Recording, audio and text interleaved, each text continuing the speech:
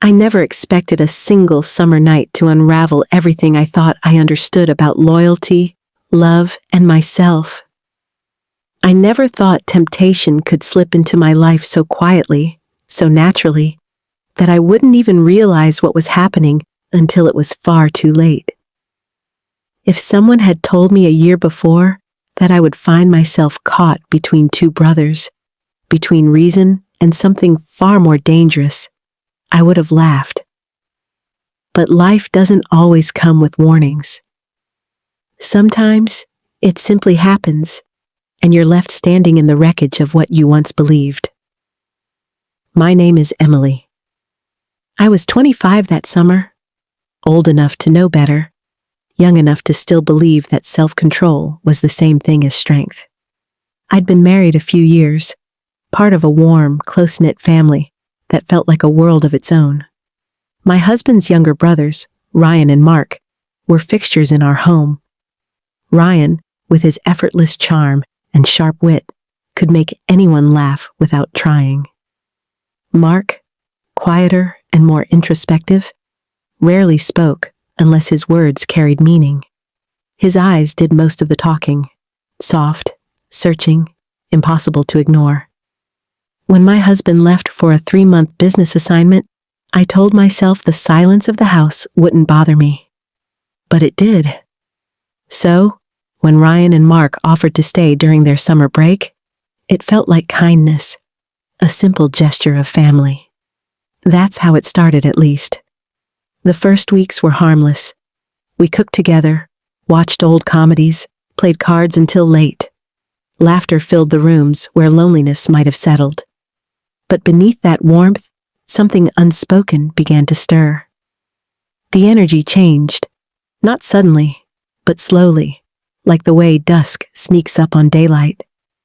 I noticed it in Ryan first, the way his compliments began to linger too long, how his jokes brushed against something almost intimate.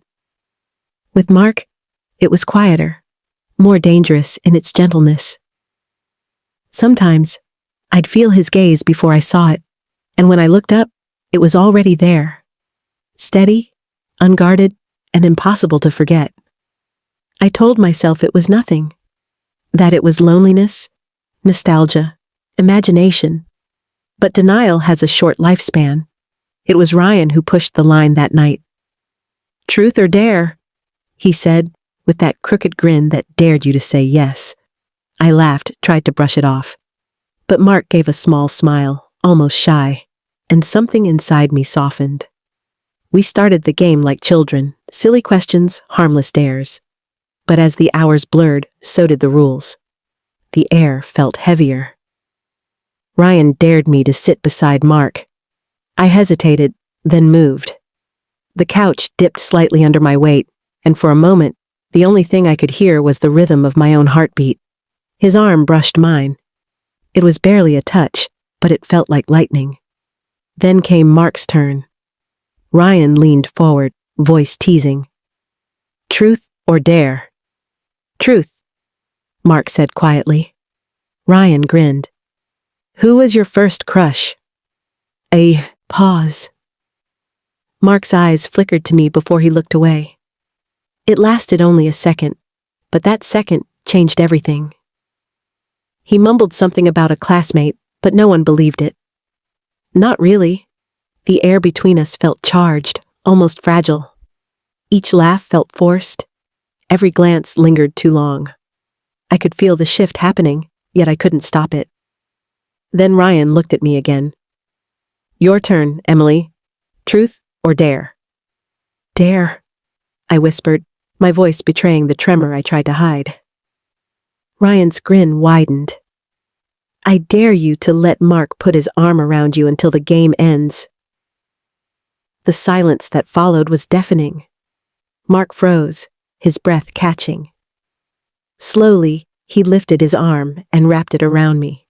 It was supposed to be playful, innocent, but it wasn't. His warmth sank through me, steady and unrelenting. I told myself it was just a game, but every second felt like crossing another invisible line. When the game ended, none of us moved. Ryan got up, muttering something about getting a drink, leaving us alone in the quiet. Mark's arm was still around me. I looked up, and his eyes met mine. No words, just a look that said everything neither of us could. "This doesn't feel like a game anymore," he whispered. "I know," I breathed. Ryan came back a moment later, eyes sharp, smirk knowing. "You two look comfortable," he teased. I forced a laugh, but it sounded hollow. He'd seen what we hadn't dared to admit. Something irreversible had begun.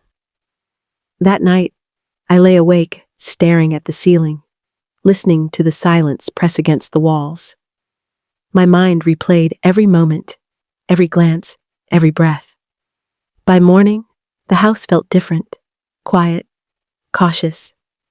Words were chosen carefully, but the truth lingered in every look. That summer marked the beginning of a fracture I still can't fully name. It wasn't just desire, it was connection, forbidden and undeniable. Sometimes, the heart leads you somewhere your mind refuses to follow. And once you cross that line, no amount of reason can take you back.